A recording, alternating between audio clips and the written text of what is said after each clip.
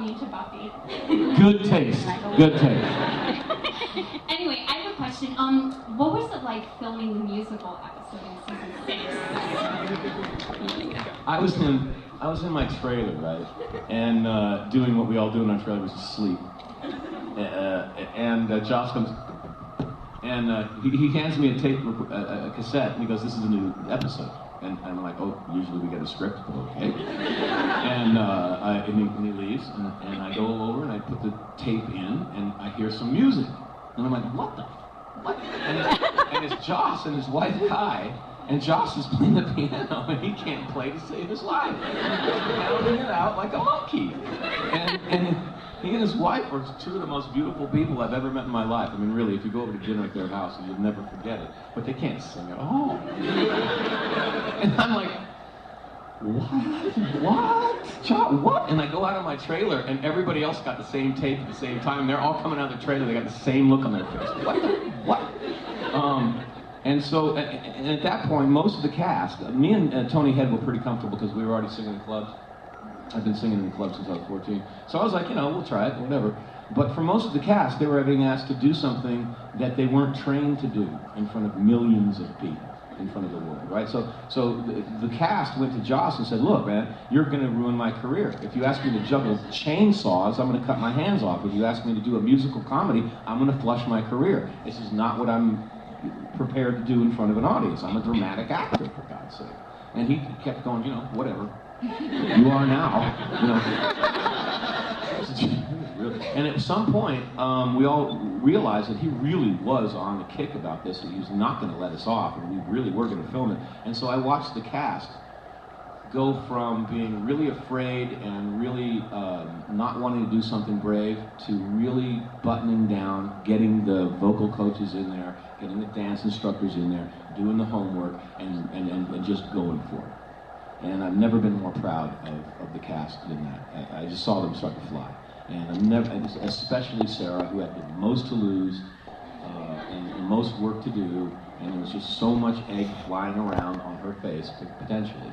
And she really buttoned down and did the work and did her best job that she could possibly do, and I was very proud of her for that. Woo! Yeah! Hello! You mentioned the 12 to 20 hour days, and I enjoy hearing about any complications that arise during production and solutions that come up. So I'm wondering if you can recall a particularly challenging day on Buffy and how it affected. Yeah, I mean, they were all challenging. Seriously, it was known and it's still known that if you directed Buffy, you can direct anything, because Buffy has makeup, it has computer effects, it has special effects, it has stunts, it has comedy, it has drama, it has everything. So if you can bring off all of those elements, you can work anywhere. So anyone that directed Buffy has a free ticket in Hollywood right now. Some funny stories though. There was an episode where we spent $250,000 on this big puppet, that was going to be all wet, and I'm going to fight the big puppet. I mean, it was about as big as, I don't know, a room. It's huge.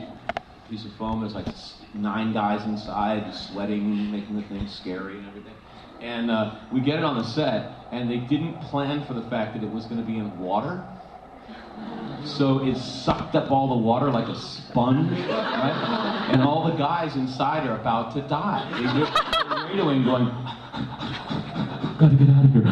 Like that. And so they just let them go because they don't want to be sued. And so by the end of the day, I'm with this puppet. It's all sagged over the set, and I'm like, if you really watch that episode, it's a lot like the puppet episode in Angel, because I'm doing the puppet. I'm making it hit me like right off. I'm taking this big foam arm right off screen and hitting myself. Ah, I'm gonna get you back now.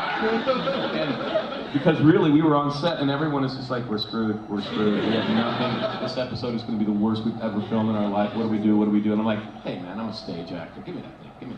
And so I fought myself with the puppet.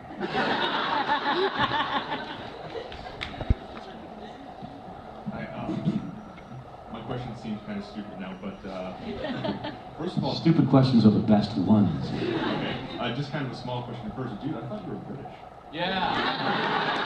I still, when I go over to sign autographs in England, all the teenage girls go, "Give us your sexy British accent, man." I'm like, "What? Man, what's wrong with the American one? Ain't that so sexy?" "No, not so much.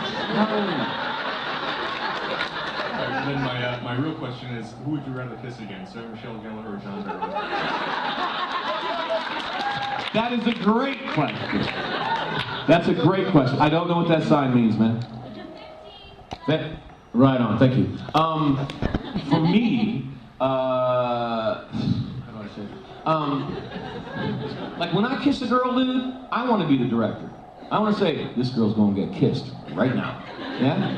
But when there's another director out there saying, kiss her now, and you're getting paid, what's your job description? Are you an actor or are you a prostitute? Right? You have to ask yourself. And so every time I have a love scene, I got to deal with that. And some people have that thought, some people don't, but I do. And so for me, if I'm going to kiss somebody, it really devolves down to, do I trust that person? Is that person my friend? Is that person going to help me through this weird day that we're having? And on that score, I'd rather kiss John than any other human being on earth. I kiss him every day. I'll kiss that man. I bit him. The first time we did the first take, he's like, "Ow!" Shit, dude. I'm like, "Well, I haven't seen you in like 100 years, man." Yeah. Hi. I just wanted to know what you felt your most rewarding role was that you've ever played. Wow. Spider. I remember I went to Joss one day and I said, I'm not going to compare you to Shakespeare, because that's just ridiculous, because you're going to know I'm lying now.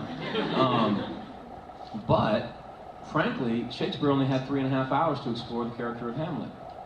He only had, or 3.5 hours for Richard II, Richard III, Macbeth. It's about 3.5 hours worth of expert, really thinking about one individual. But I had 6 years of really good writing. And if I really look at the depth and where we went and what we said and the whole thing, and I compare it to Hamlet, I'm like, Hamlet ain't all that, actually. There's not as much there. So, did that answer your question? Yeah. I talk so much, I forget. Hello. Hey, babe. Good morning. I have 2 questions for you, actually, really quick. The first one, I know there's a resource for this, and I meant to look it up, and I forgot, so I'm just going to ask you because you're here. Do you have a CD out of music? You do? Okay. So I have 3. Oh, excellent. I had a feeling, and then I was like, I'm a dum-dum, and I just have to ask. Yeah. Are they going to be here to buy? No. That's okay. I'll do that online then. Yeah, you can get them online. I was with a band called Ghost the Robot. We did an album called Mad Brilliant, which I think was pretty damn good. And then I did 2 solo projects after the band broke up. One was called Civilized Man, the other is called Like a Waterfall. You can get both of those 2. I paid for the band on Like a Waterfall, and Ben Peeler, who's the guitarist for the Wallflowers, plays on it. And the drummer for Alanis Morissette plays on it too. So I paid. I can relate to that. Yeah. The second part of my question, because I'm also a musician and a singer, and I wonder, I feel guilty putting you on the spot, and you can say no. I wonder if you remember enough of the very last part of the Buffy musical episode to sing it with me. The end of, where they just leave, they go outside the bronze, right before the kiss, which I won't make you do, unless you really want to. He's blushing. It's been so many years that I sing my own songs. Right. I don't remember. It's like, I died so many years ago. Okay. I think that's about all you really have to sing. Okay, I'll do it, yeah. It's like a harmony, I don't know. I'll just sing that? Are you game? I think that's all you have to sing, right? Yeah. It's like overlapping. Okay, ready? 1, 2, 3, 4. I touch the fire and it freezes me. I look into it and it's black. Right on. Thank you. Yeah. You just took me back to that night. which was so much weirder than I can even say. I'm sure not all the cast members were fun to work with, but I was wondering if there were like one or two in particular that you had the most like fun with on set or the best relationship with, and if you guys like hung out a lot off the set, like if you went to eat or like different things. I was the one person who could put Sarah in her place. So I didn't give her an inch. And I actually had a lot of fun dissing her. And she'd come up, I got these new chocolate covered raisins, you want one? No. Whatever, honey. Yeah, whatever. Because everybody was terrified of her. She was Buffy the Vampire Slayer. So I had a lot of fun messing with her. My favorite person, though, was Tony.